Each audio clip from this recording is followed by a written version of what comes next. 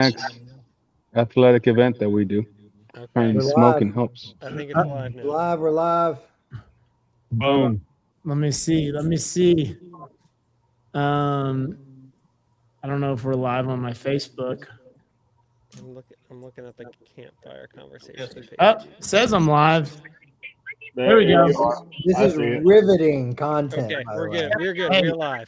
Okay, hey y'all. Hey, so we're live with some of the men that I jumped on the mountain with, and we put together tonight so that way we could share our stories with each other, but we also want to share them with y'all. So if this is your first time at the Campfire Conversations, it's where we want to go through all the valleys and peaks together, shoulder to shoulder, and share experiences. And if you've been following along over the last 6 months or so, we talk about leadership lessons that we learned along the way through failure and success. And so I've got some of my closest friends here, and how they ended up on this mountain was in a conversation at our annual kickoff. We're going to be doing the annual kickoff again in January in DFW, and I'll tell you all more about it. But what got us on the mountain was I was in the middle of a conversation, and I said, we are going to go do Everest. And apparently there's levels to this. And so tonight we're going to talk about how many levels there are. And there might be a level before Rainier. And so what we'd love to do is we'd love for y'all to jump in the comments and ask questions about the climb, because part of this whole thing was for us to uncover our blind spots, break us down, and build us back up. I was talking about Kintsugi earlier, Boulder Brad, and I was talking about how this mountain broke us apart and put us back together with gold leaf. And so I know that a bunch of us found our limits. And so I'd love to just introduce all the people. If you guys aren't familiar with some of these people, these are their trail names. We have All Trails Alex. We have Boulder Brad, Mountain Mike. Alfredo couldn't update it, but it is Frontier Fredo. We got Andy TC, just leave it at that. And then Rope Team Ryan. And so anyways, we thought we'd jump on and we just share some stuff with y'all. Brad, you actually sent us a group chat and said, hey, you wanted to bring a question to every single one of us needs to bring a question. Let's just grab like two of them. And you're the one who, oh, look at this. Tony Thorne, congratulations. Tony, you were jumping on the next mountain, buddy. And then Ammo Cat. Y'all, real quick, before we go, Jeff filled us. That's why I didn't make it to the top. Spoiler alert, I didn't make it to the top. Jeff filled me full of the thickest steak possible and weighted me down. Jeff, I appreciate you, buddy. And we're going to get back to Jeff in just a second. But Brad, you must have posed that in our group chat because you have a question ready for us. So Brad, what is the question that you would want to ask the climbers? Kick us off, buddy. Well, I mean, I feel like this is almost an ending question, but why don't we jump on it? I've had a lot of time to think about this over the last few days with my feet up, recovering. I'm really curious, once you guys have had a chance to process and, we have a little bit of separation, how did this experience change you? Like, I think about the impact it's had on me, but I'm really curious as you guys have processed, like, how has the experience changed you? How are you walking into this next quarter, this next year after an experience like this? That is a good question to end on, but don't worry, we're not going to end it there, folks. It is good. Why? That's interesting, Brad. I'm not sure. Maybe it's how we want to change, but I don't know if it's changes yet because there hadn't been a whole lot of time through that. For anybody who hasn't been following along, we got off the mountain on Thursday night. Yeah. Thursday We all flew back Friday morning or Friday throughout the day. And then, believe it or not, there was life waiting on us. There was kids that needed us. There was Josh. Dude, Josh jumped on a fire engine and protected the city for a day. I'm really glad they didn't need me, though. Yeah. I would have went, but... Fredo jumped on a plane, and he's doing some coaching. And, Andy, I see you're in your Foxtrot. We're all back after it. So how did it change us? What do y'all... Fredo, you want to jump off and tell us? Yeah, I can kick it off, man. Great question, Boulder Brad. Great question. I know not a lot of time has passed since we were on the mountain, but if I'm being honest, man, it started to change me the first step we took towards school that first day. And I shared with you all a lot, and I had shared with Robert before we went on this mountain. I'm a pretty confident guy. And there isn't a lot that I've done in my life, especially physically, that I haven't been able to just kind of bulldoze through, just brute force my way through. And I 100% thought I was coming down to this mountain and I was just going to mosey my way up on the side and like I do everything in life. And that's not what happened. I had told Robert from the beginning, I told him, I hope this humbles me because I haven't been humbled physically in a long time. And that first day when we walked up to that school, man, I was hurting and I got in my head, which is different. I don't usually get in my head. And I started to think, man, if this is how it's going to be, I'm not going to make it. Right. And usually, we talk about often how we're our own worst critics and we're hardest on ourselves a lot of the times. When we went up the second day and I fell behind after that second hour, spoiler alert, I also didn't make it to the summit. I made it up to Muir. And I remember going through that snowfield, took like 3 hours, I think it seemed like. Yeah, I think it actually took me like 3 hours. And just going so slow. And I could see the camp getting closer and closer, but it just didn't seem any closer. And I got to Muir, and usually I'd feel pretty beat up. I'd be pretty upset that I didn't complete what I went to go complete. And two reasons I wasn't. One, because I gave it everything I had, and literally took everything I had to get to Muir. But the second thing, Rob, it's something that you told me. A couple of things that you told me, right? First, in the parking lot the day before, you said it was never about the summit. And I'll let you expand on that later. But then when we got to Cap Muir, I'm walking up and all the guys are there. You told me after we talked for a bit, you said, everybody has a different summit. For some of those, that's at the very top. For some of those, that's at Muir or at Disappointment Cleaver or wherever your summit is, right? And I really took that into perspective. And the way it changed me, man, it exposed the areas where I need to grow the most. And it's not just physically. I wish it was just physically because those are the easiest ones. But honestly, it was mental. Mentally, I needed to be more humble in my approach to how I handle life. I have this bigger than life personality that I've created for myself where I just bulldoze through everything, every challenge. There's nothing too big, there's nothing too difficult. And there are many different areas in life right now where I have some mountains that I need to summit. And I've realized that one, I'm probably not going to be able to just bulldoze through them. And two, it's going to be very important who I summit those mountains in life with, whether it be my business or my personal life with my dad. Many of you don't even know, but my dad has some pretty serious health issues right now. And those mountains that we're going to summit, it's more than just physical, and it has a lot to do with who is in your tribe, who's in your corner, who's in your campsites that you can have these conversations with that are going to drag you when you get tired, that are going to tell you to get out of your head when you start to get negative. So for me, it was a very humbling experience, and that's how it changed me. It humbled me to recognize that there are different areas in my life where I need to open my eyes to different approaches and possibilities, and open up to having a tribe to help me get to the summit. And I'm not going to do everything alone, and I'm not just going to brute force my way through anything or everything. Man, That's where I took away. I love that. Let me go ahead and kind of back some stuff up. I realize some people might just be getting on and not even know that what we were doing. So in January, we made the commitment to climb Mount Rainier. In February, so we started the training, and just like anything, we were just trying to create a habit. Some people said, "Hey, how did training go?" And I hadn't worked out every single day. Ever. So I just did something, put my body in motion, just to create a habit of like not dreading working out. And we built up to it. And then it got to the point where we didn't want to work out and where we were so tired of the pack. I remember Michael saying, "But you've got a little extra time.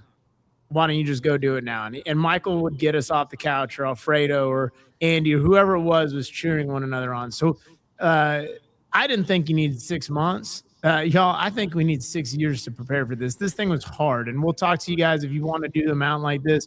I can tell you that I worked on all the wrong things. Stairmaster would have been one that I should have spent more time on. But when we get there, we got there on Saturday, and we went and did, several of us, Alex and Josh and Michael and I, we went and did like a 5-mile walk. Like a year ago, 5 miles would have whooped us. We did that like in our sleeves. We took some really cool pictures. If you guys saw the coonskin caps, we had an absolute blast.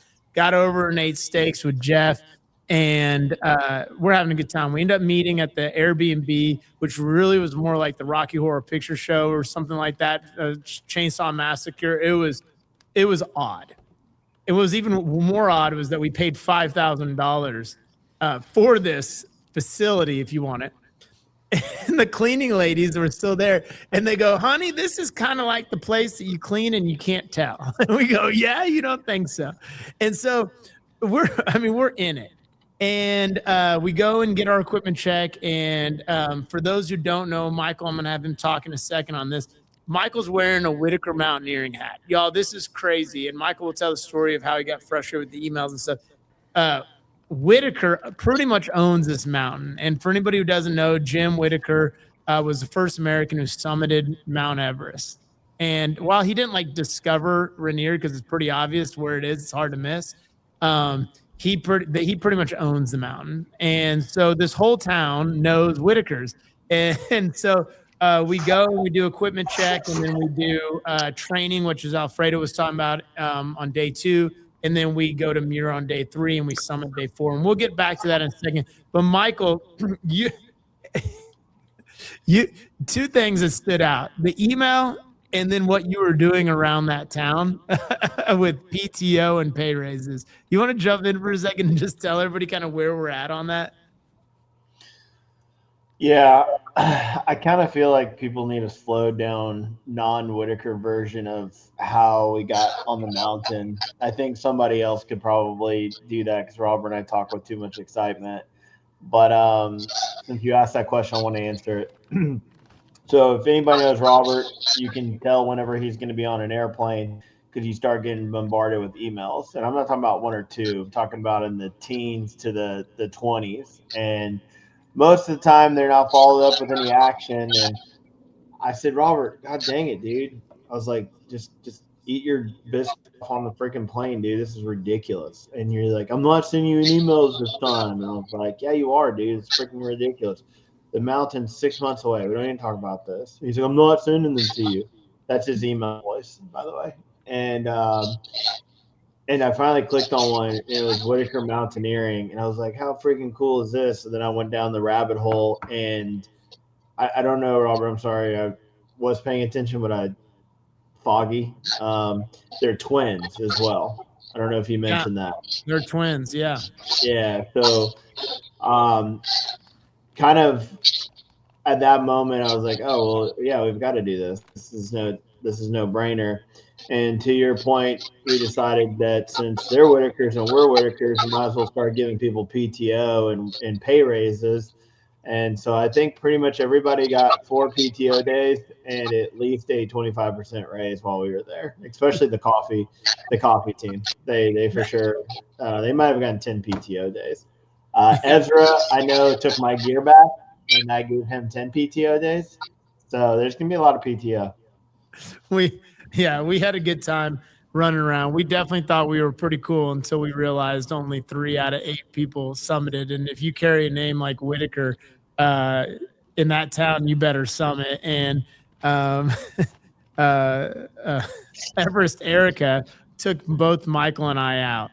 She took Michael back down, and then she took me back down. And so she's probably telling everybody that the Whitakers couldn't outwork her. But I don't know how to do the comments, Ryan. But yeah, do we just click through them? Yeah, let's do that. And so the hardest part mentally and physically, Andy, you're an ultra runner. I don't know if people know this or not. You're an ultra runner. Mm-hmm. What was harder, the mental or the physical part, especially compared to something like that, dude? Well, for me, it was kind of just went beyond physical because I got altitude sickness at about 12,000 feet. So basically my world kind of closed in on me.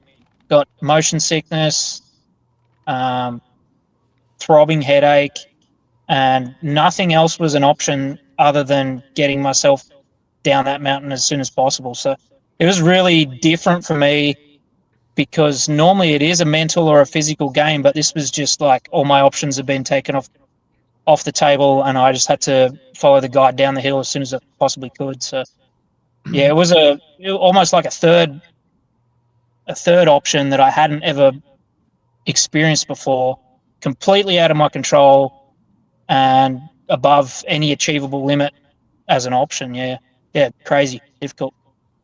Yeah, that so in order, Michael, if you guys been following, Michael tore his bicep and he made it super far. He made it to the snow field. He did all the training, unbelievably impressive. But I made it to Snowfield twice, and we're gonna get to that in a little bit. But it was unbelievable how far he made it. But it just didn't make sense for him to keep going. And then Alfredo, like he mentioned, it just took step after step, just took a little longer than they needed him, and so he stayed at Muir.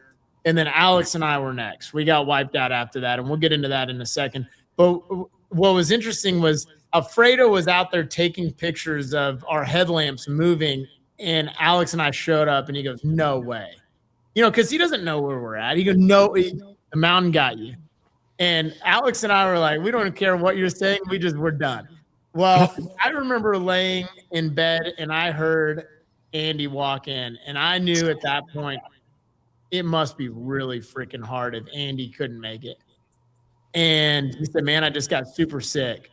And it was something we never really discussed. We knew altitude sickness, but we didn't know it would take somebody out. And so, is really like the mental and the physical, at least for me, when other people started struggling with things, you start thinking like you're struggling with those same things. And so I think that's Christine that asked that question. Josh, you're a firefighter and you physically are made to go upstairs with heavy things on your back, but it whooped your ass towards the end there. You did summit. I did. And it was I felt 100% until I didn't. Really. That last, really until that last about 1,000 feet, we took like a small break. And then from that last break to the summit was about 45 minutes. That was the longest 45 minutes of my entire life. And I felt great up until that point. But something just hit me where I was out loud cussing. This is dumb. Why am I doing this? I went off this stupid mountain and I knew that the guides could hear me, and I was just having a moment to myself. I physically felt fine, but something in my head was just like, I just don't want to be here anymore. And and then I'm the last coming up I'm one of the last ones coming up the mountain, and I round the corner, but that was in our meeting that we taped, I said that the mountain took a little bit of my soul, and that was that part of that mountain. That 45 minutes took a part of my soul, because that was something I hadn't experienced in a very, very long time, and I'm glad I experienced it because it's a very humbling moment. But it was 100% mental. Physically, I still felt pretty okay, but the mental portion of it, I can't really explain. The amount of feet that I felt in that 45 minutes, even though I was still succeeding, I was still moving forward. That we're going to talk a lot about. I'm going to kind of navigate this to make sure everybody gets a moment to talk. Ryan, let's go to that next one with Melanie. It says, what was the hardest part about the climb that you were not expecting? And Ryan and Brad, both of you guys summited. Congratulations. And both of y'all had different experiences on the way up and down. And so maybe you guys can answer that question. What was the hardest part about the climb that you did not expect? I guess I can go first, because my hardest part happened before Brad's hardest part, and this actually kind of ties in the question before this and another question I saw just pop up. So the hardest part for me that I was not expecting was the last like 1,200, 1,500 feet. Before that, I was no problem. And honestly, I think the physical part of it wasn't remotely hard. At least for me, I felt good the entire time. except for like the 1,000, 1,500 feet where I just couldn't go anymore. I never got out of breath. My legs felt great the entire time, but similar to Josh, something about that last push up, there was nothing left. Like I was like, I don't want to get up. We sat down at the last break, and our guide said, "All right, we got like 3 minutes to go," and I just shook my head. I was like, I don't want to be here. I wanted to close my eyes and just fall asleep. And I was ready to be done. But um, the way that kind of got through that was, I'll probably hit this later with some other questions. Was our guide really broke it down into like minute steps. So it was no longer, hey, we're trying to go to the top. And I don't think she ever did that. I think for the entire time we were there, it was never, hey, the goal's the top, the goal's the top. It was always, hey, the goal's the next thing. And so for me, it was, all right, stand up. Okay, so I stood up. All right, take off your jacket. All right, took off the parka. All right, put on your backpack. Put on the backpack. We're leaving in 30 seconds. And then she starts walking. And like, no time to talk back, no time to complain. She pretty much says, like, hey, I'm starting and you're following behind me. And then it was just everything was about do the next step, do the next step. And as soon as I was able to kind of break through that mentally and get to the top, I felt absolutely wonderful all the way back to the car. Legs never hurt, never got tired, never had any more like mental hangups or anything. But it was just that hour and a half where I just could not go any further. But then Brad and our guide Stella pretty much pulled me through that mental wall. Yeah, Brad, that wasn't the hardest part for you, at least physically. No, Ryan and I definitely had different experiences on the mountain. Yeah, I mean, it's a hard mountain. Like, no matter how you look at it, Ryan plays things down. He was having type 1 fun all the way until he wasn't. It's hard. I mean, it's a slog up there. I mean, it's kind of playing on a lot of things. You know, it's playing on your insecurity. There's a lot of exposure. You know, you're in crampons on ice on steep slopes. You're walking sideways so you don't fall. There's a lot to it. But I thought going up was fun. It was, it was like a really hard, really long workout. Walk in the park, right, Alfredo? Walk in the park. Not a walk in the park, but you know what I mean? but good. It was really good. And I had my highest moment when Ryan was having his lowest moment. I had my highest moment because I knew we were going to make it. And like, I mean, I'm just like ready to like jump. I think the two of them were hating it for different reasons. And I'm having this wonderful moment. The second we went to turn around, I started replaying our training in my head. And I really struggled on the training day. I was the one that kept falling going downhill. And I'm like, we got to turn around and go down this steep slope. And I'm not sure about that. I never mastered that skill. Not that we could master it in the 45 minutes that we practiced it, the day before we went. But I was so timid coming down. And so I was clinching and I was, tight. And after about an hour of that, it just broke me down. And I don't know if it was mental or physical, but it just wore me out. And I started to hit a real low point. So coming down the mountain was really hard. And I had really gotten in my head. I was kind of having every kind of potential symptom that you could hate. My legs were shaking. My feet are pretty effed up. But, my mouth would get dry as soon as I drank water. I was just kind of like, I kind of got lost in my head. And one of the guides were great. I mean, really incredible people, stopped and said, hey, I'm not strong. This is Annie talking. She said, I'm not strong like Stella or Drew up here.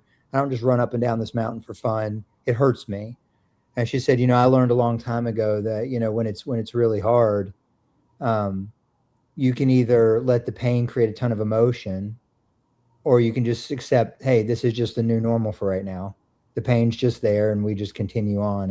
And I needed to hear that. And I barely limped into Muir. That was I contemplated sitting down and letting you guys bring me water 500 feet from the lodge. I thought, if I just stop here, I bet they'll come. I bet they'll bring me a drink.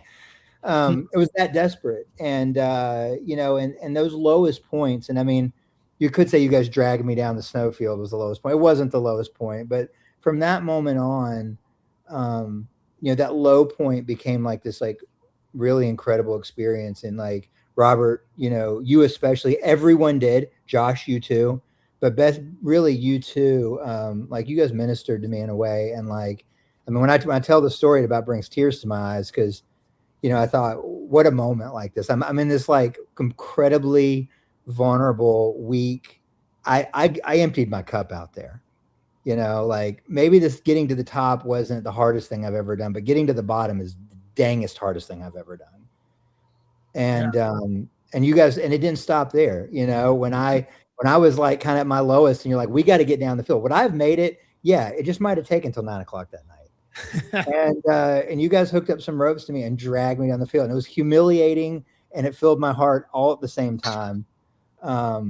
So yeah, I mean, coming down the mountain was incredibly hard, and I don't know, is it physical or is it mental? I don't know. I think it's both, right? I think the physical beats on you till you get in your head, and then you get in your head, and it's a dangerous place to be. Ryan, jump down there, Ammo Cat. I'm glad you did that 5-mile hike, dude. You're a dog. I know we inspired you because you've been cooking. If you guys have any experience with Ammo Cat, that's Tacoma spelled backwards. He's up there, and you've had experience or running with him. Write him a review. We're trying to get him to 50 reviews, but only if you've had an experience with him. But Jeff's a great young man, and Jeff was shooken when we were going to the mountain, and he couldn't. And he said, I'm going to start working out, and he's been putting in the work. That's exactly what we're doing this for, Jeff. Is if you can do it alone, it's just too small. And so I'm proud of you. And then Melanie wrote another one, and I want to touch on this. I can tell you this much, Melanie, the little Miss Fence girl, 23. Yeah. I can tell you this much.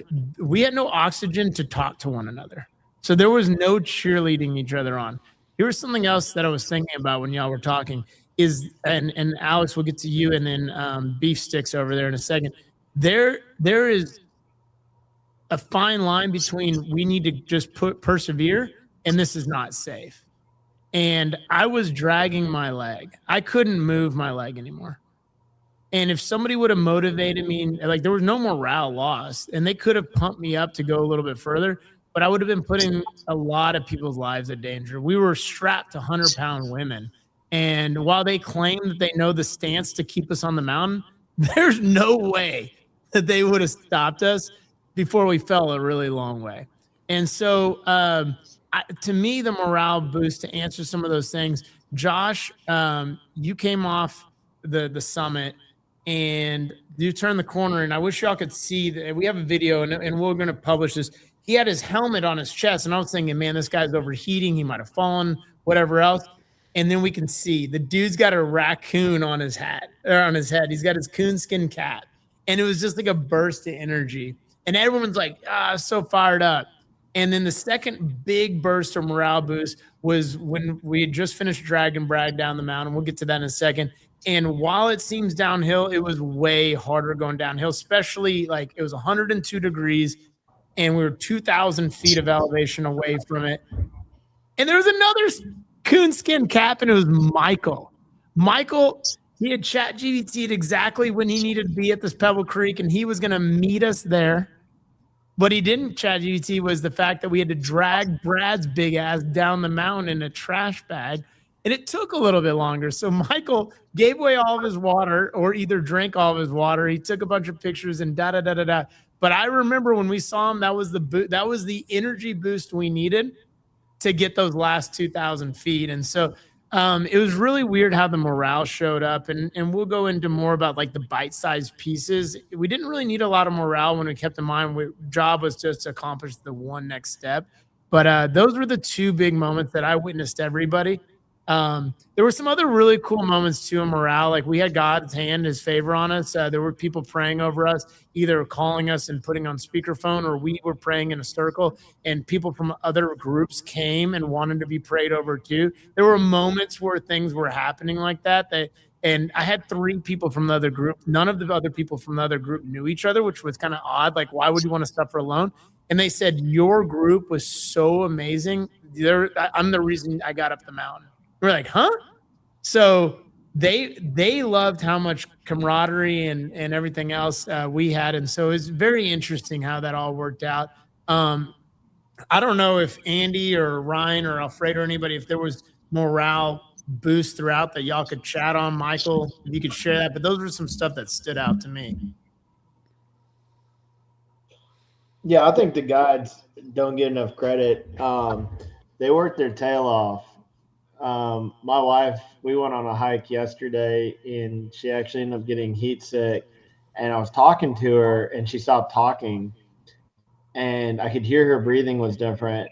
And then I had to keep her calm, and it was ended up being a really terrible deal. I told Josh about it. I don't think we understand how much our guides worked on the way up, talking to us and understanding us and plugging in those little words or moments or motivations like Brad you were talking about.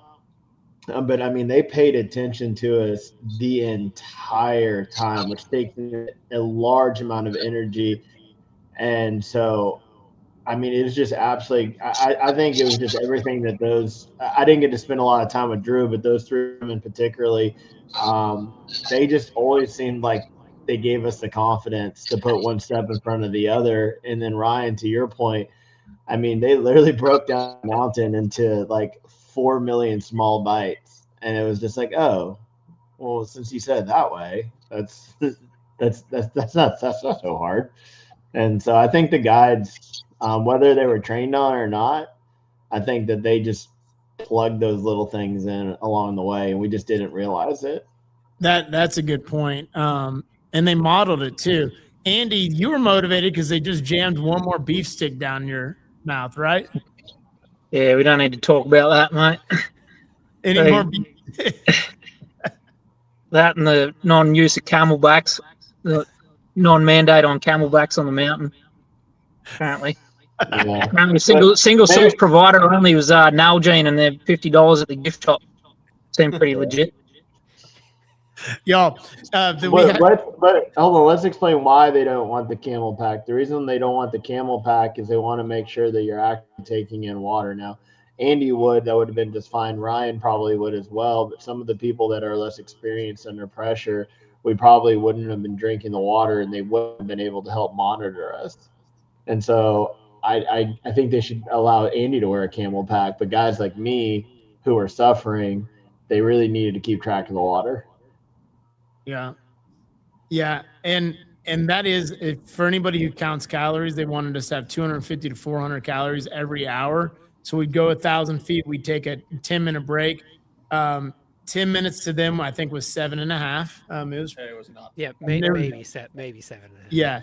And somehow we had to drink, eat, change, all this stuff. And thank goodness none of us had to use the blue bag, which we'll get into in a second. I'll let one of y'all explain it. But they had a lot more for us to do than we had time to do. And so, anyways, Fredo, you mentioned that you're talking about morale. Like, you got us these coins, these summit coins. And the idea was that we were going to summit as a group. And we can jump to Amanda's question. You had this idea that we were going to summit together. I was going to give this speech, and we were going to celebrate together. But what we found very quickly is the coins got handed out at different times. Everyone met their ceiling, their summit. And when I said it was never about the summit, I mean, isn't that true? Anytime we succeed in anything we're doing, we look back and it was never nearly as fruitful or as exciting as what we envisioned, but the journey along the way. And I know you weren't disappointed or frustrated with yourself, but I remember handing you the coin. I said, Bubba, this is your summit. This is your summit. And dude, you embraced it and you said, I've got to do some work. Yeah. I think this trip up the mountain perfectly summarizes Mike Tyson's saying, where everyone's got a plan until they get punched in the mouth. And I think we had this grandeur plan of all of us summiting together and smoking a cigar at the top and drinking a beer, and it was going to be just a walk in the park, because literally it is a park. It just happens to be on the side of a mountain, 14,000 feet up. And everything changed as soon as we got to, for y'all, once y'all got past me, or for me, when I got past that rocky second hour where there was like all the rocky steps and I got to the snowfield, I realized, man, there's no way. There absolutely is no way. And there were a whole lot of different morale pockets for me along the way. Going up that snowfield alone with a guide, some of y'all mentioned that that must have been really tough, like going at it alone. But the truth is, and this is, there's so many setups for cheesy leadership one-liners with this whole mountain summit. But the truth is, what was most motivating for me in a morale booster was knowing that you guys were at Muir, and I just could not quit. I have that attitude where it's like my boys are up there. There's no way I'm gonna turn around knowing that they're just a couple of hours up the mountain, and they did it, so I have to do it, right? And there's so many things that can be said here about, whose footsteps you're following in and who's cheering you on and who's waiting for you at the summit and all of that.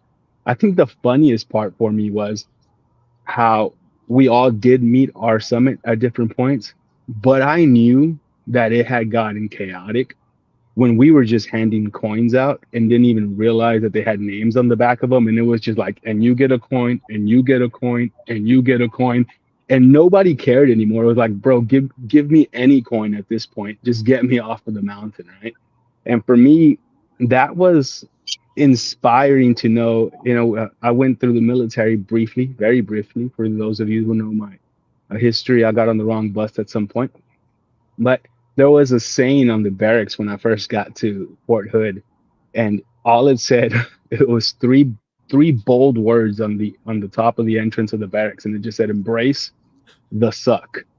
And I feel like at some point, at different points for all of us up this mountain, that's literally where it got to, where we just embraced the suck. It was no longer a strategy. It was no longer some well thought out plan. It was just literally what everyone is saying, just one foot in front of the other until you can't any longer do that. And it was really cool to see everyone reach their limit at different parts of the mountain.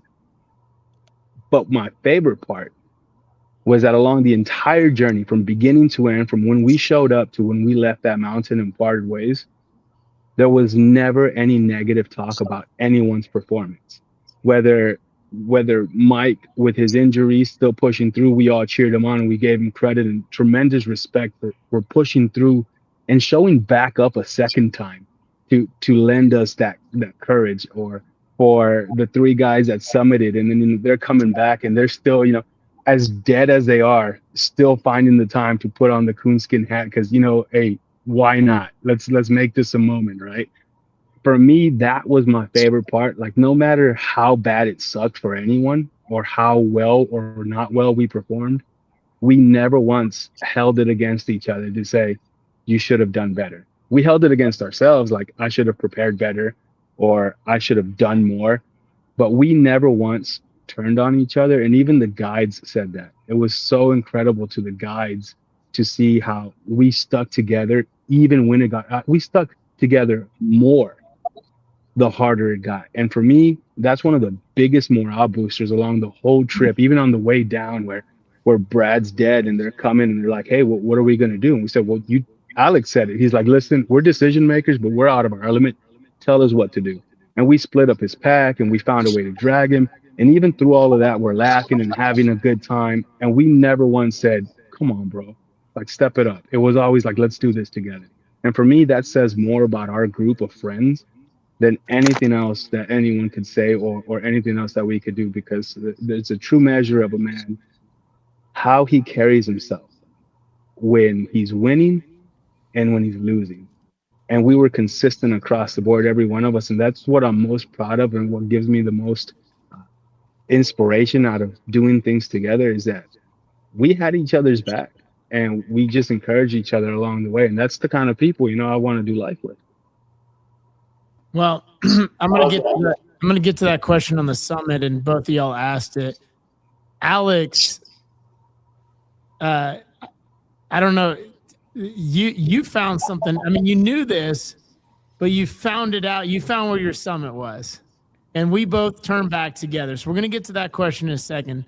But I mean, dude, you're physically fit. You're one of the ones that I thought, like, man, he physically can do it. So then he's jacked. Yeah, and that's a different story. Oh man, that's a different story. But you turned when I needed to turn around, my leg was bum, and you were turning around with me. It wasn't that I wanted you to like not get there either, but it was nice to walk back shoulder to shoulder with somebody. And Alex, we learned something that day, and maybe you learned it too. You want to share why you turned back? Yeah. So, as you said, I'm pretty physically fit. And I discount the fact that it was extremely hard because that was, I I don't know if y'all can hear him or tons not, but I think he's muted or something because I can't hear him. Oh, he's cutting out. You're cutting out, Alex. Can y'all hear me? Yeah, so far. Give me 2 minutes. Okay, well, we're gonna go back to him. But so there were three people. There are 3 people that summited, and we'll go back to you, Alex, in a second. There's 3 people that summited. Is just Josh, Boulder Brad, and Ryan. And the questions are, how long did you guys get to stay up there? What was the feeling? And then Christine asked the same thing. Can you describe the feeling at the top? So. Yeah, I feel like Josh. I feel like Josh can probably answer this best. I would bet the answer for all 3 of us is how long you were up there. Was the answer probably not long enough? Not long enough. I was the whole time. I think we all suffered the Annie 10 minutes, the not so 10 minutes, the like 10 minutes, but you had enough time to park out and get a sip of water. And she was like, "Yeah, we're going to be up there for an hour." And I'm like, I want to use every second of that hour, because I think my summit was like not quite walking into the bowl, but it was the part where it flattened out, and then I became pretty happy and excited. But we walked into the bowl, and everybody is sitting there not doing anything in dead silence, and everybody's just kind of like staring at the snow, sitting on their packs and not really talking to each other. And then I shuffled over there, and we got the opportunity to go to the edge of the bowl, and I think all 3 of us were on the same page. And he was like, "Well, you can go over there to the edge of the bowl and look out." And I remember one of you were like, "Hey, do you want to go over there?" No, I'm good. I'm good right here, because the terrain to get over there was only about 100 yards. But the terrain was brutal, and all of us were just spent. And they were like, "Hey, if you make it into the bowl, that counts as a summit." And I'm like, "Perfect. That's where we're going to stop." And so I felt like my summit was walking into the bowl. That was like my moment. But yeah, we only stayed up. We were promised about an hour. We stayed up there for about 25 minutes. Enough to get like a snack in, water, and now I kind of wish that we would have walked over there so we would have gotten our full hour. But yeah, it was not as climactic as I would have expected. The journey, and definitely that like last 30 minutes, that's the part where I could say that there was a lot of emotion, good and bad. I second that all the way, Josh. It's funny. It's not unlike life. The summits are a bit anticlimactic. My summit was when we left high break, and I knew we were going to make it. And that 40 minutes that I got to enjoy knowing that we were going to get to the finish line. Standing on top of the mountain, I've done enough long hikes to know that's the halfway point. So tempering your excitement at the halfway point is usually a good idea in a race. or anything that you're trying to accomplish. So, I was kind of holding my breath as a halfway point. Maybe I was just creating a prophecy that I was going to go fulfill later, but that was on my mind. How about you, Ryan?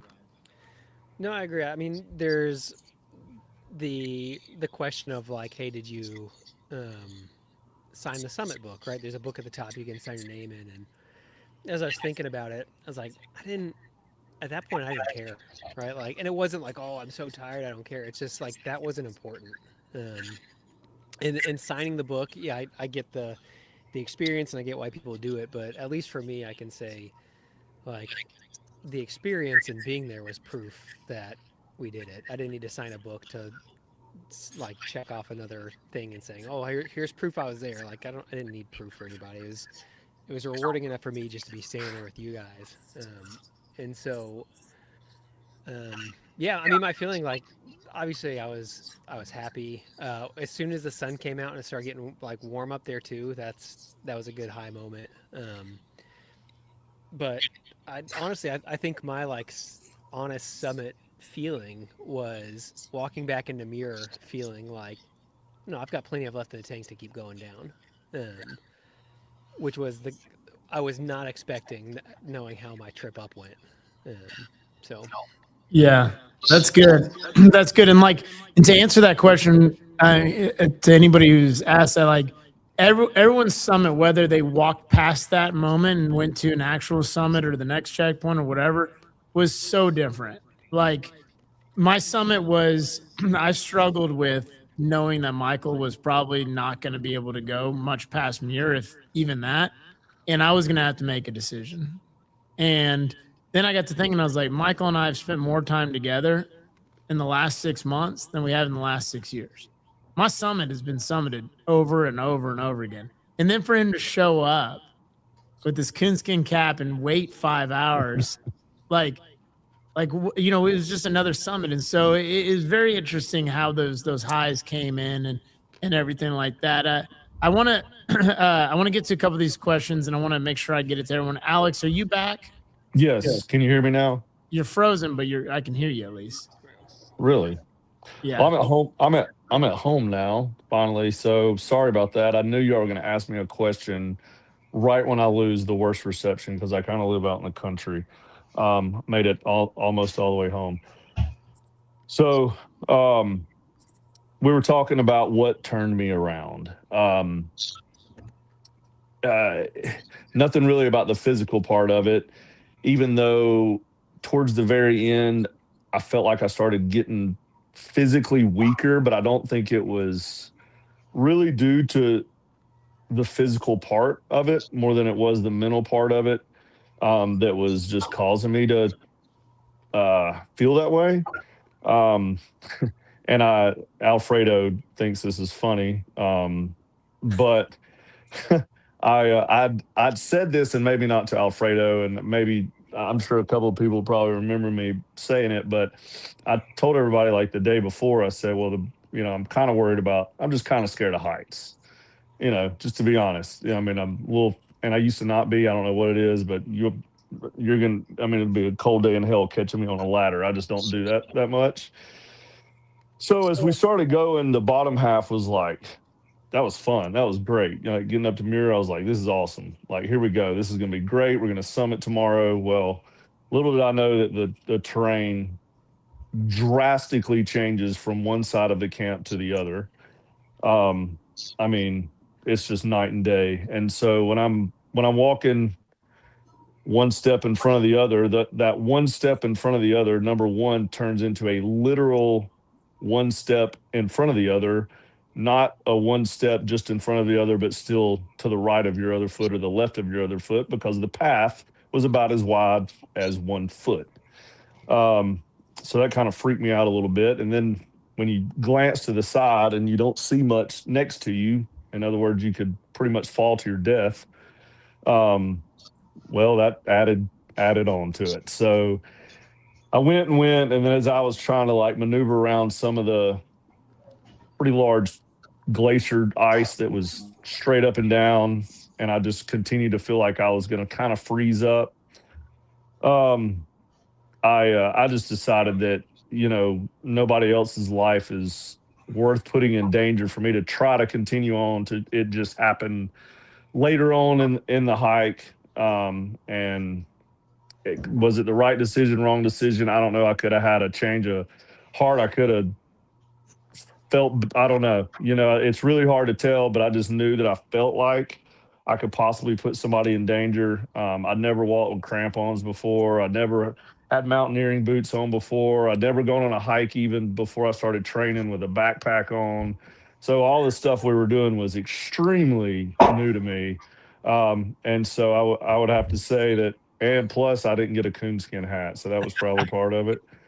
To be honest, I didn't have a coonskin Yeah. hat, so I could have. If I had a coonskin hat, I could have put the tail to the other side, like uphill, and then maybe been counterbalanced. But I didn't have a coonskin hat, Well, so I don't remember you saying that you didn't like ladders, but for those that are listening, y'all, there's several ladders. They're not even vertical; they're laid flat, and you got to go across these crevasses that are 100 feet, 1,000 feet, and they change throughout the day. And so what maybe was like in a good position that morning, by the time they were coming down the mountain, it got a little sketchier. I remember when we were walking back down the mountain and the headlamps were different, I could see, oh, there were some pretty big cracks there. So Alex, I'm glad you stopped when you did. And that Michael went and got the coonskin cap so you guys can understand the importance of this thing. I want to jump to this. There's a couple quick questions here. What's up, boys? Shane, what's up, buddy? I know we can always count on you. Shane's a big bike rider, and he made a commitment that he is going to do something big on the bike in 2027. It's one of his favorite things to do, and he hasn't picked it up lately. And so I'm calling you out, Shane. You're going to do something big on the bike. Fredo drops something. He got a text and it says, in like 100 days from now, what behavior not feeling will prove this mountain climb mattered most? And let's keep this short and sweet. But I'd love for all of us, what behavior will prove this mountain climb mattered? Not feeling, but behavior. I think it's very simple. We talked about it, and Alex, I think it was you, Alex, who said you have like this emptiness. And so if we don't have another adventure planned within 100 days, but what Robert said that requires preparation, then I don't think that it was worth it. So I think that as long as we've got something to work towards, as with this group, something new, then that's really it for me. Andy, what about you? Behavior, not feelings. Probably prioritize my time in the right way. Something I was, thinking a lot about up there, grinding, hustling pretty hard with the business recently, and then got home. Short story, got home and Sunday morning, it's like Saturday morning tried to have a sleep in. We had a bit of an issue at work, but Sunday morning was actually sleeping in, and we were camping out in the guest house with my kids, and my 5-year-old was, where's Dad? Oh, Dad's not here. He's at work.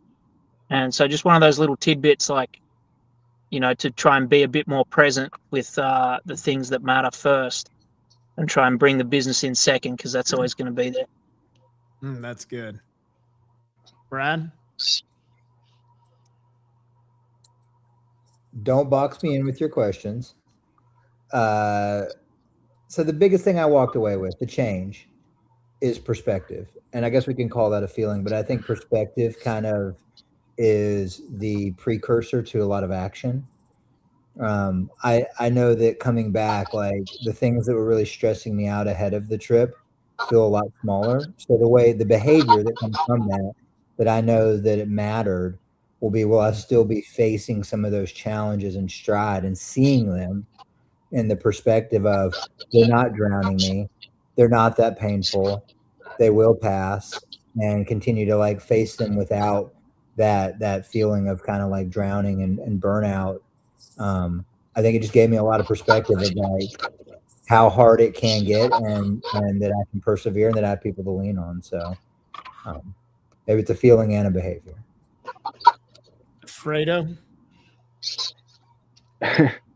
The behavior for me will be,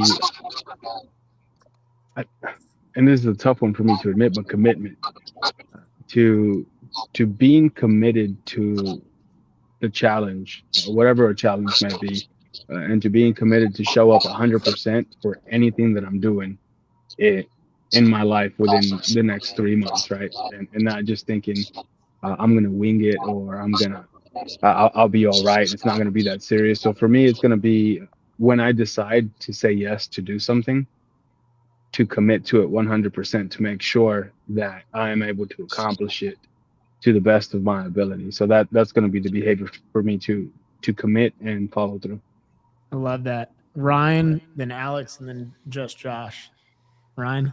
Yeah, I think for me, Brad and I had a pretty good talk about this when I was driving back to the airport, about how we kind of view vacations and time off from work. Typically, whenever I've gone on a vacation or taken time off, or even a weekend, right? Like, usually end a vacation thinking like, oh man, I need a vacation. That was not the case with this trip. I think just by the nature of like doing something hard and being forced to be present, like there was no thinking about, oh, we've got this bid due coming up soon, we've got this going on, we've got this going on, I've got this for the kids or whatever. It was, you can only think about what's going on in the present, and I think that was very like refreshing for me. Even though it was really hard what we did, it was still just very refreshing to be able to completely detach and just focus on what we're doing. And so I think the behavior for me is when I'm not working or when I'm not home or whatever it may be, to do something that's challenging or to do something that requires full attention. And I think that's where we find kind of some of that peace, and not in the time, hey, you might go by the pool, but I've got my phone, I could check that email real quick, or I could do this real quick, and not fully detaching. Love it. Alex, you there? Yeah. Can you hear me? Yep. All right. So I think everybody kind of touched on this a little bit, but maybe this is, I guess, in my own way. And one thing that I talk about a lot to like my guys or just having a conversation with somebody is deadlines. Like we're having a birthday party for my daughter. That's a deadline. So what do? You get the house super spick and span clean. You get all this stuff done. You got this deadline. Well, we set a pretty big deadline of a challenge, and we had a date that was going to expire for us. And I feel like the discipline level that I created for the training for that was way more disciplined than some of the other areas of my life that, well, if you push something till tomorrow, you're not going to fall off the side of a mountain. Like, but what you don't realize, I don't believe, is all the progress that you actually lose when you don't really just give something everything you got and be disciplined to do it on the hard days and the easy days and the off days. And so I think one thing that I'm going to try to do, and I learned a lot about how important preparation was because of this, because it was very dialed into like, you got to eat this, you got to drink this, you got to wear this, you got to pack this. So combining the behavior of trying to be more prepared for everything that we do in life, and also being a little bit more disciplined to not take I don't know, a goal of yours that you might not think is quite as important or life uh, uh, challenge. I mean, could kill you, and just kind of treat it that way, and treating everything a little bit more with more discipline and more consistency, just to see where you can get, in a shorter amount of time. Love it. What about you, Josh? I think for me, I had to write it down because it was a little bit more articulate. I think giving yourself permission to rely on others that you don't necessarily have that relationship with or that trust with. Most of us didn't know each other that well, and inevitably, we end up relying on each other quite a bit. And then I think so, giving yourself permission to rely on others, and then letting yourself be pleasantly surprised. I think everybody in this group at some point or another relied on somebody else or was pleasantly surprised like somebody had your back and you didn't know. Especially, when us three got back to camp, the red carpet was rolled out for us, and I don't think any of us expected to be welcomed with as open arms and as much help. That for me was probably one of the coolest moments out of everything. Was coming back to coming back to the tribe, and there's no animosity, there's no jealousy. Everybody was like just there supporting each other. So it was like, hey man, let me get your bag. Hey, Rob packed my bag, which was that felt like a godsend at the time. But it was just those small things. It warmed my heart. So I think for me, the next 100 days is relinquishing some of that, and then putting confidence in other people that I otherwise might not. Yeah, I love that. There's a lot that we can hold on to with the behaviors. And as listening to you guys, I think the common theme for me is ask for help. And I want to go ahead and go back to kind of what Michael was saying about these guides. Most of these guys were between 21 and 25 years old. They kept saying, we go where our mentors go. There's so much wisdom at this camp, this Whitaker Mountaineering. There's so much wisdom. We want to be here. There's so much knowledge of this mountain. And I got to thinking about like watching y'all talk and looking even at my watch. It was 2 days before we left, and I got a Garmin to help me understand what I'm missing. And this watch has told me things like my sleep cycle. It's told me my body battery, my readiness, when I should rest and when I shouldn't rest. It's such simple things like that we're almost too stubborn to listen to. And I say I'll take responsibility for that. And so Stella was our guide. I think she was 24, 26 years old. And she was in full control the whole time. Y'all want to see what a true leader looks like? Go look at a Stella, an Annie, an Erica, or a Drew. They take something as big as the mountain, and like Ryan was saying, is they break it down into bite-sized pieces. And so the behavior that I'm going to continue to roll over is ask for help from those who have expertise and wisdom. I mean, not only like we all had knowledge of the mountain, we Googled it and everything like that, but they knew what it really looked like. For example, one of the questions was, how do we motivate people? Well, I was looking and I was thinking, Annie is walking in front of Alfredo. And he was talking about the cheesy leadership lessons. Well, what he didn't mention was her job was to dig into the snow as deep as she could to make a staircase for Alfredo. He had to walk in her shoes, in her footsteps. And this woman was 110 pounds. And she walked as slow as he did. And Alfredo, we've talked about this numerous times. If you walk too far ahead of one another, you lose influence. You have to end up dragging them up the mountain. But in this case, if you walk too far in front, you lose where their footsteps are. And so Annie walked step by step by step.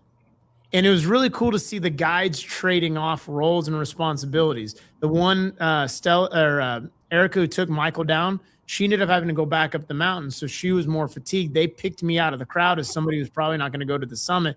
And they said, Erica, you're going to walk with Robert because it's likely he's going to return. We're going to save your energy, your gas. And it was just so interesting to see people navigate through all that. And so I think the biggest takeaway in behavior for me is ask for help. And most importantly, I think give grace to those asking for help. I was the whole time, Alfredo and Alex and Michael and Andy, the ones who we didn't summit, I was thinking, at what point did one of our employees not summit the mountain that day? And did we give them grace like Annie and Erica and Drew and Stella? And I was thinking, maybe it just wasn't their day to climb. Maybe it just wasn't their day. But just hearing y'all all talk, I'm thinking, eventually will be our day.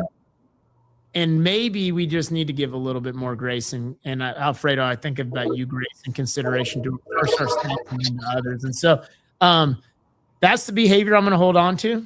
And then the last piece of that, and this is for everyone to echo through the internet, do not lower your standards. These 4 guides have been in the workforce way less than the majority of the people that are in your business, and they want it worse than anybody. The younger generation wants to work. The younger generation's passionate about working, and the younger generation is passionate about making an impact. y'all, I heard it from every single person in the Zoom. I wish people cared the way that they did. And here's the deal. They do. We just got to make sure our standards stay high enough. It was unbelievable. The life or death situation. And they did it gracefully. They did it with 65-pound propane tanks on their back. They did it dragging Brad's pack. They did it. I mean, it was just incredible. And so do not lower your standard. There's somebody out there that wants you to raise the standard. And it's so cool to watch these people compete. And maybe now's a good time to say it. Stella said, she's unbelievable. And she goes, y'all intimidated me on day one. We're a bunch of guys. We're very we were loud and having fun. And she had to change her leadership style to pull us in. Alfredo, you're talking about the training day. I would almost guarantee we intimidated her so much. That's why the pace up that freaking training day mountain was so freaking fast. She broke every one of us and said, okay, now you listen to mama. And, but she knew when to joke, when she knew when to get serious. And so I would encourage anybody to go to RMI and go do this with them just so you can understand the level of standard real excellence looks like. Even if you just go to Mirror, y'all, there are great people out there that want more out of life than just punching a clock. And so that was, I thought, very inspiring to all of us. And if that isn't a behavior that we don't all take back, say there are people that want to elevate in, the standard anyway. So that stood out. I know that we're right at an hour and we don't have any time constraints, but we did bring axes. We had ice axes. And I can tell you that if we were sliding off the mountain, whatever way they told us to protect ourselves wouldn't have worked. If we even still had the axe on, because they told you to get rid of the straps, which didn't make any sense, because natural habit when you're falling is throw it off. But what I thought would be cool to go around is share. My question, Brad, was what was the funniest thing? Because people love humor, and for me, it was the freaking cherries. So if you guys don't know anything, Jeff, I think you're on this. Apparently, there's Rainier cherries, and so we're gonna get cherries. And so we pull up to get these cherries. And we're like, dude, do you guys grow these? He goes, oh no, my uncle, he has a CDL. We drive to California. So you have no Rainier cherries? No, man. We just found a way to buy them cheap and sell them to you for a bunch of money. We got a CDL. And I was like, huh. And they were pretty good cherries. And so there was a bunch of moments like that, but that was one that stuck out. I didn't know if you guys had a couple funny moments that you guys could share to the group, because this isn't just about hard work. It was a bunch of laughter along the way. Yeah, I got one. We got plenty. Yeah, we got plenty. One that stood out to me was we couldn't buy a spare towel to start with at the cabin we're at. The cabin had about 15 beds in it, and there was literally 3 towels. There was 3 showers, maybe 1 towel per shower. Meanwhile, we had to keep a full water bucket next to the campfire, even though we're sitting around finally having an actual campfire conversation with a well-qualified firefighter there, and that brought the house person who was looking after the house straight out of the woodwork every time the fire was lit. She was down and she was checking on the depth of that bucket. So that was funny. And if you guys are wondering, you'll have to tune in next week to determine who shared the towels. But there were just only a few towels. Oh shit, Michael, what do you got? Well, I wanted to say that. So one of the reasons why I stopped where I did, and then I'll tell you the funny moment, was I realized every step I was going to take was going to be 2 more that Annie was going to have to take, because I knew she was going to have to go down and back up. And that was a really hard decision for me, because I had to think about her more than me in that circumstance. And I thought about that the whole way back up, solo the next day. Funny moment. Oh God. I mean, there's honestly so many. Hanging out with Alfredo is ridiculous. He was very self-assured that he was going to hammer beers at the top of Rainier, and then he was going to smoke cigarettes and he was going to do cigars, and Mama was like, okay, And she finally was like, all right, bro, I'll give you a luxury item, one. And he's got this, he calls it a knife. It's basically half the size of a sword. And he's like, this doesn't count, does it? And she's like, okay, bring it to training and let's see. Let's just see. And she already knew, like, you ain't going to fucking bring it again. So he brought it to training and then it stayed with us at camp. And so the whole time. And then we were doing our debrief, and she was like, actually, smokers do better on the mountain. And you're like, see, I've been training all along. And so just everything Alfredo was funny. So That's yeah. There's lots of funny stuff. Alfredo, you get to follow that. Yeah. Funny moment. Being 287 pounds going up a mountain's not the smartest move. That was funny in itself. Uh, I think the funniest moment for me, though, 100% had to be when I came out to record you all going through Disappointment Cleaver. And then I turn around and I've got these high beams on my face, and I just hear, "Hey, Fredo." And I'm confused. I'm like, "Man, did I oversleep? What happened?" And I turn around and it's you and Alex. And you're like, "Man, my knees messed up. I'm not gonna make it." And I was like, "Damn, I'm bummed because I really thought y'all were gonna make it." And then Alex, just an absolute unit, like a little action figures walking around. And I'm like, "What happened?" He goes, "Yeah, I'm afraid of heights." And I was like, "What?" And he's like, "Yeah, I told you all this yesterday." He's like, "This isn't news. I'm afraid of heights." And I couldn't stop laughing because physically he is 100% equipped to make it to the top of the mountain. And he was just as honest as he could be, but it was just the way he did it was funny. He was like, "Yeah, I'm afraid of heights." And I was like, "All right, fair enough." And we just laughed about it. But for me, that was the funniest part of the whole trip when he did that. That's funny. Rope team Ryan. I don't know that I have like a specific funny moment. I think being around. Well, you were in Brad's room, so you should have stayed upstairs. Well, I think just being around Andy is in itself just funny. Anytime you can be around him, and he is full of Australian idioms, and having to kind of get on Chat GPT and figure out what he's saying is probably high on my list of things that are funny to figure out if he's just messing with us, or if he's saying things that Australians actually say. That's funny. Josh, what about you? I have two. One was just standing there watching Andy go back and forth about the camel pack when we were unpacking everything. Man, that was a molehill that he was fully prepared to die on. And we all got a good chuckle out of that, just shaking our heads like, man, he's really attached to that camel pack. And then the other moment I actually had with Annie, and it was when I was walking up the mountain and I was out loud cussing. Like, this is dumb. Why am I here?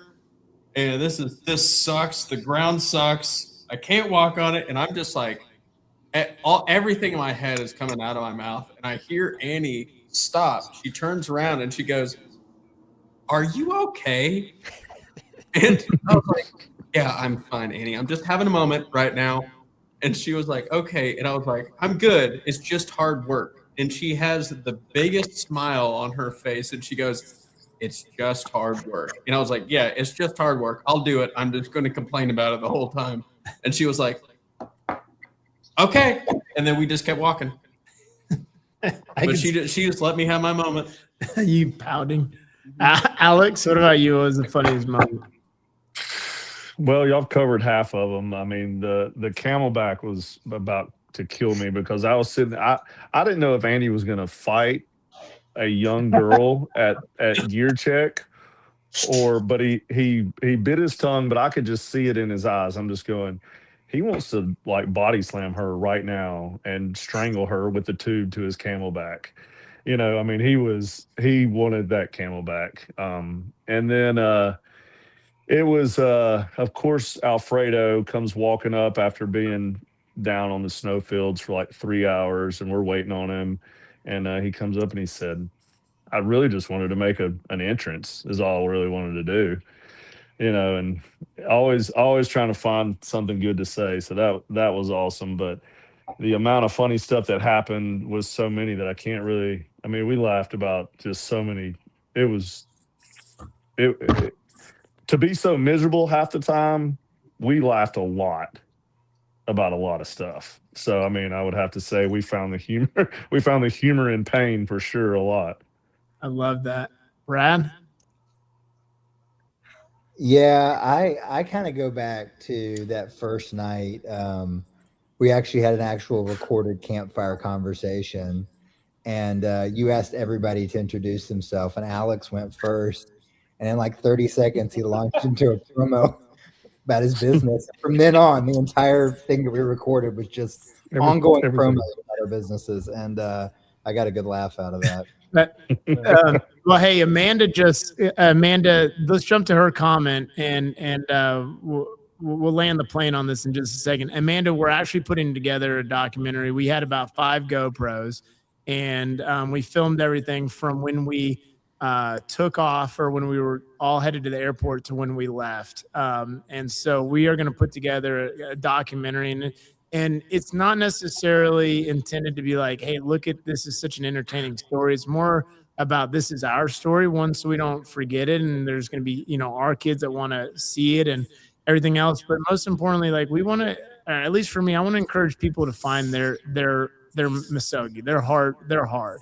And so we got a bunch of GoPro footage. It will take months to curate because there's a lot of it, but we have a lot of info. Now we thought it was funny that we didn't know how hard the mountain was going to be because they don't let you record the hard parts because you're fixing to die. And so hand on an ice axe and one on a trekking pole.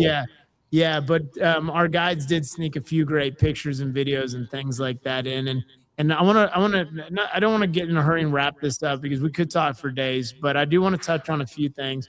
We do plan to do hard stuff, but we also want to do stuff that's new. And I think we're getting to the point where I think we've landed on like a 5 or a 6 day whitewater rafting trip. But it wouldn't just be, thanks, Joe.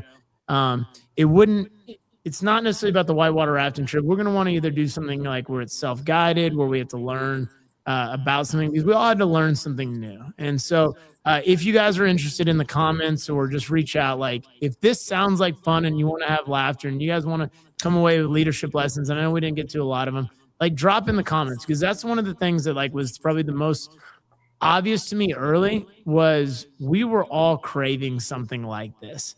And this mountain was so big that you didn't even have to succeed or hit the summit and you still succeeded. Like Alex and I quit at the same time, and we ran through every single finish line we would have ever set if it was just ourselves. That was the highest I've ever probably climbed. And so we want to set huge goals that we wouldn't do without other people.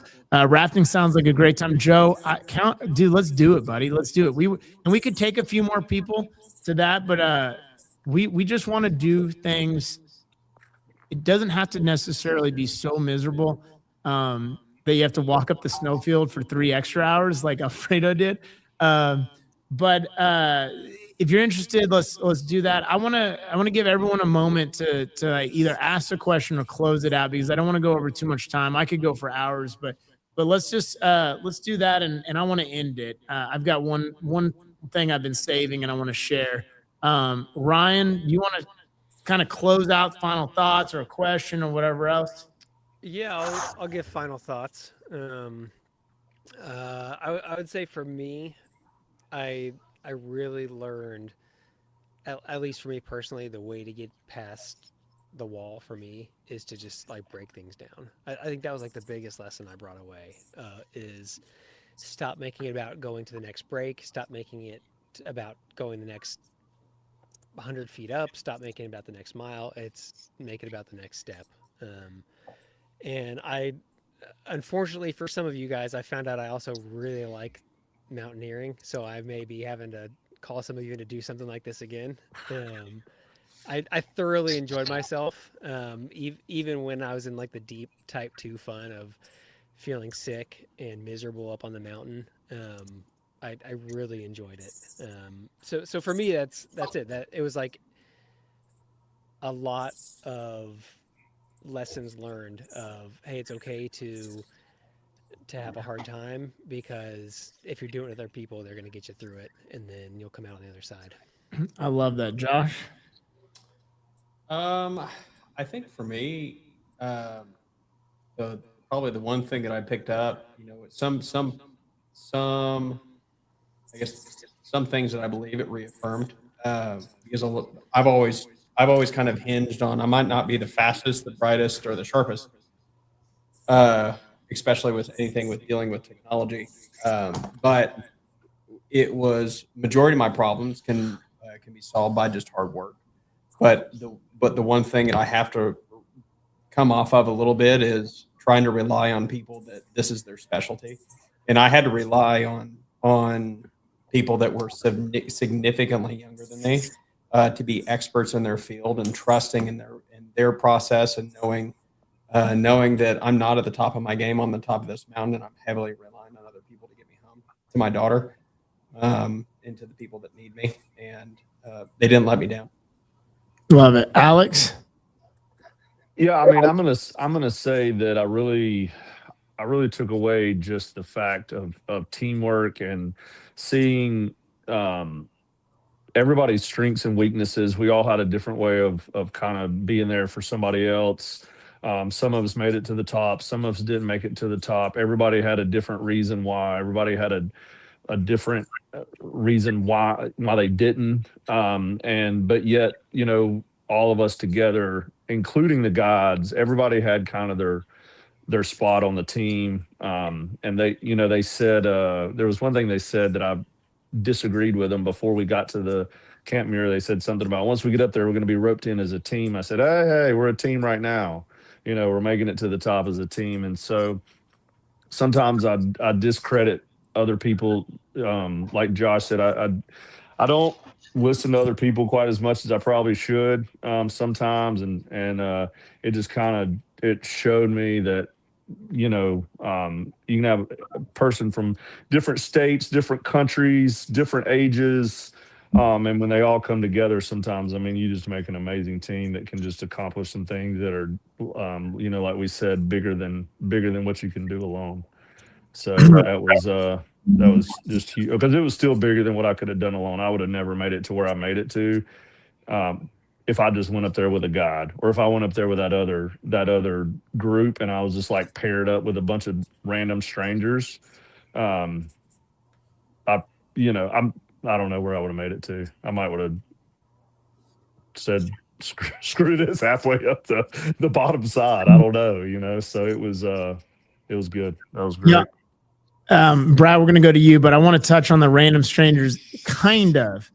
This is how small the world is. So the hands you shake and the rooms you enter will determine where you're going to be next year. Now, Fredo actually knew somebody from high school. Yeah. So while they didn't know each other, I mean, don't burn a bridge. Put windows and walls. Build bridges, not silos. Like, you'll never know who you're going to run into and who you're going to need.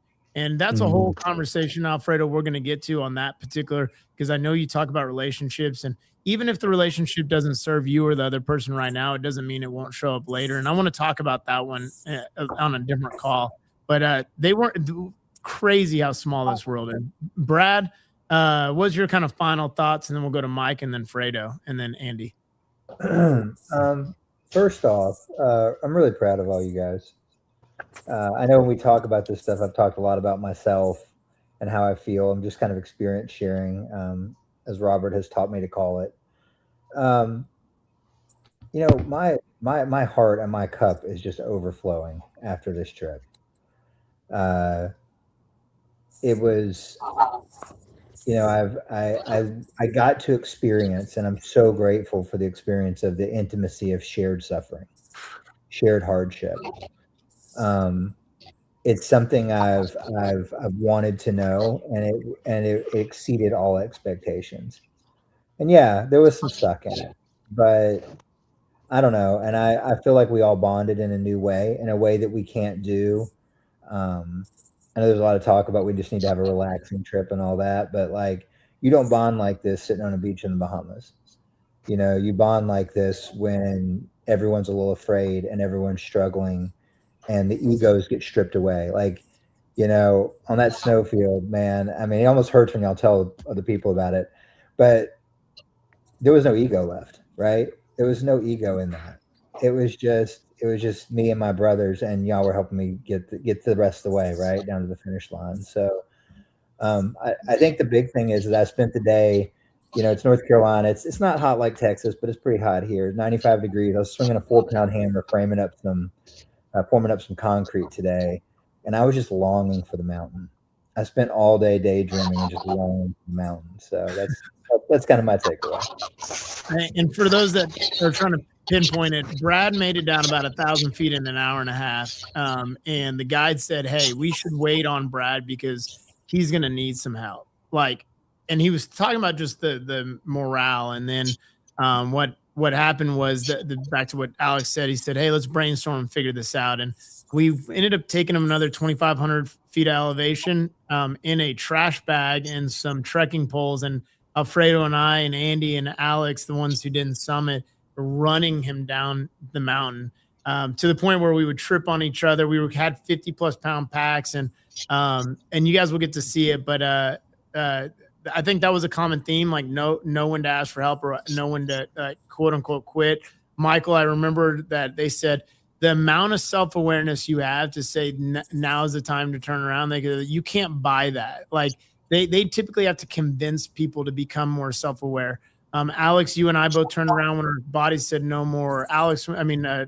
Brad, when you said, "Dude, I gotta slide down." And so the self-awareness is critical. And anything that you guys do in life, if you're more self-aware, it becomes substantially easier because you can start asking for help. So we'll have some video footage of Alfredo and I barreling down the mountain and everything like that. So Mike and Alfredo and then Andy, what do you guys got kind of final thoughts? Two things. One, Ryan and Brad. I summited Chavano, I guess now like 3 weeks ago.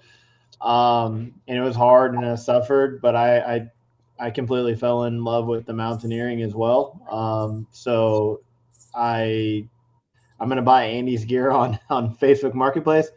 But so I totally want to do more mountains with y'all. It's terrifying how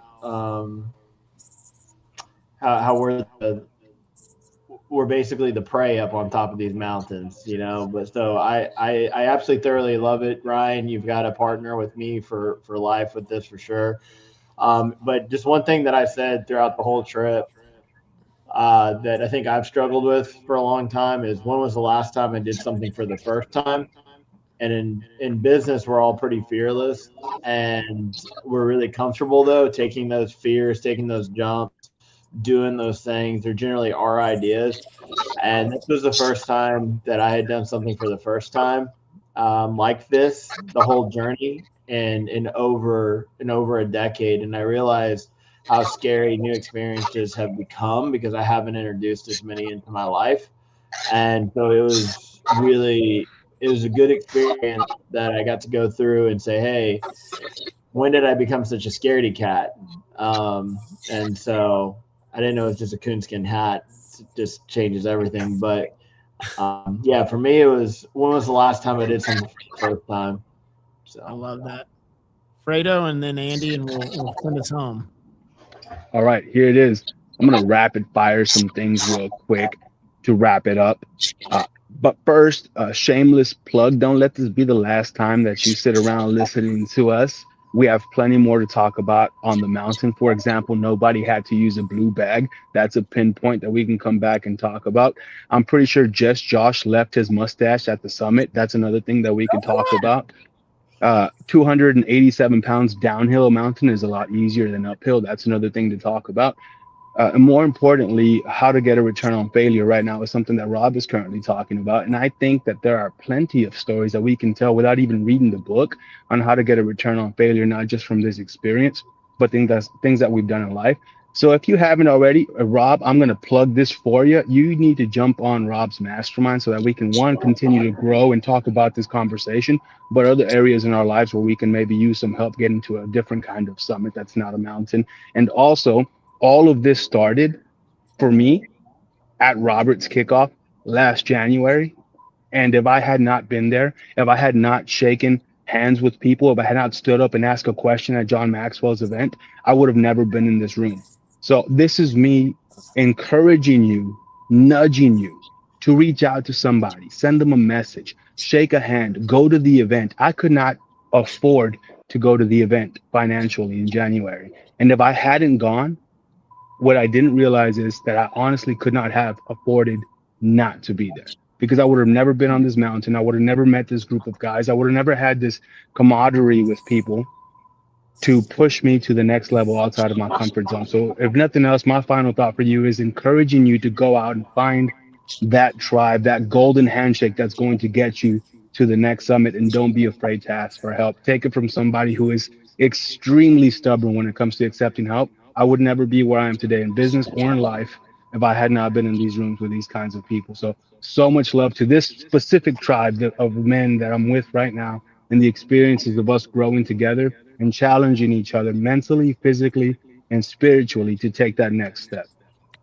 I love that, dude. Thank you so much. I appreciate that. Would you rather? Just FYI, I've got like 7 minutes till I got to run. Okay, well, Andy's and going to I'm go. in control of the thing, so it's Yeah, gonna Andy's going to go real quick, and I'm going to land the plane 3 minutes or less. Yeah, my two takeaways were, don't lower your standards. Don't accept anything less than what the standards are that are set. That was a huge one for us. And then I find it hard to accept failure. So even though I've already said how much I hated it and mountaineering's not for me and I'm capped at 10,000 feet, I already found myself last night looking up reservations for Camp Muir, and it's open for the next couple of weeks, lads. So there's Michael, whenever you're ready, mate. I guess I'll go with you, like I said before we went. I love that. I love I'm that. down. Let's do it. Hey, my greatest takeaway was just all the affirming text messages. 5-6 years ago, I wouldn't have had anybody in my inbox. While I definitely know that felt good for me to hear, I know what it also meant for those people to share those messages as well.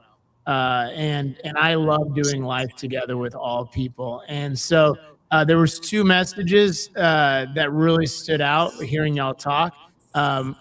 We didn't get into all the technical parts of this, but somehow they said as you're climbing this mountain, you take this thing called a rest step, but you never stop. So I don't really know where the rest came in, but there was such thing as a rest step. And my friend Andy, and I'm not going to share it because it was a message he sent to me directly, but he said, when life gets tough, take a rest step. And that didn't mean to slow down or stop. It just mean to make sure you took a rest in all the steps you're taking. And if you know anything about mountaineering, you still are going up. So Andy, thank you so much. That message rattled my cage. And then the most important message, and I'll try and do this without getting emotional. My son set his alarm to watch my dot go up the mountain. He woke up to see how far I would make it. And he sent me a message saying how proud he was and how much he'd been watching me over the last 6 months. And the maturity that I seen out of him over the last 6 months, and for those that know, like, I need him as bad as he needs me, and we're doing this summit together. And so if you guys don't have these messages in your inboxes, I'm talking to the internet, I would encourage you to do something so big it scares others around you. And the message that I got from my son made me realize that mountain was worth every bit of it. And it was huge to me. It was huge to me. And I so badly wanted to summit, but he also followed up by saying, trying is halfway there. And my son was just proud of me. Most importantly, he was glad I got home safe to take him to school, pick him up. And I know that's what we all do. And so I will end on this. Would you rather, and there's an inside joke there, but would you rather be part of this conversation or listening to this conversation? And that's my would you rather to the entire group. I want you to be part of this conversation, part of this story. Okay. And if it's not mountaineering or it's not whitewater rafting, if you just need to cultivate a group of people to go do something you want to do, I can guarantee you I can get enough people to get in that room. Brad, Ryan, I had no idea this is something you want to do. Andy, no idea that's something we want to do. But we got the team together. So would you rather be part of the story in the conversation, or do you want to be watching it? And that's my charge to y'all. Like Alfredo said, these things happen because you show up in the room. this is 100% plug. If you don't have something going on January 5th through the 7th, I need you in DFW to sign up because you cannot afford not to. So I'm absolutely cheering every single person on. And whatever the summit is today, that standard is now our floor, and we'll go to the higher ceilings next. So your gratitude in life will change the altitude of where you go. And y'all, I appreciate y'all have all become such close, good, best friends. I get to do it with Josh next to me today. So I appreciate it, Brandon. The messages you got from your son inspired me to work on becoming a better father. Proud of you. Thank you, Brandon. I really mean that means a lot. I did post his message. So I greatly, my son actually just texted me. He probably wants to go do it. He said he's down to do it, but just a little bit later when he gets home. Where's Nick? Huh?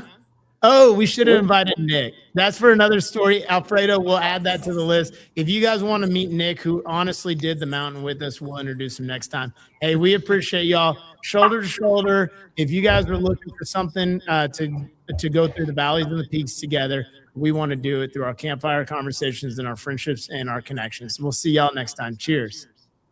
Cheers.